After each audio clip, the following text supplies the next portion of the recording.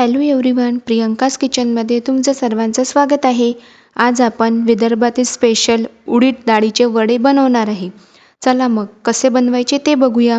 सर्वप्रथम 2 वाटी उडदाची डाळ व 1 छोटा चम्मच मेथी दाणे हे सर्व स्वच्छ धुवून घेऊन 4 ते 5 तास भिजवून घ्यावे. डाळ भिजल्यानंतर त्यातील पूर्णपणे पाणी काढून घेऊन मिक्सरमध्ये बारीक वाटून घ्यावी. डाळ वाटताना कमीत कमी पाणी वापरावे. वाटलेले पीठ एका भांड्यात काढून त्यामध्ये 1 छोटा चम्मच जिरेपूड, धनेपूड, शोपपूड टाकावी आणि नंतर चिमूटभर हिंग, चवीनुसार लाल तिखट, आलं लसूणची पेस्ट, पाव चमचा हळद, बारीक चिरलेला कढीपत्ता, कोथिंबीर व मीठ घालून ते व्यवस्थित मिक्स करा. ते मिक्स केल्यानंतर एकाच दिशेने ते पीठ 4 ते 5 मिनिट फेटून घ्यावे.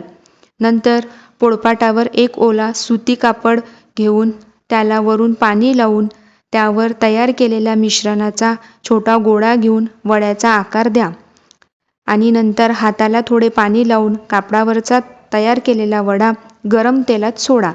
मध्यम आचेवर वडे सोनेरी रंग येईपर्यंत दोन्ही बाजूंनी तळून घ्या.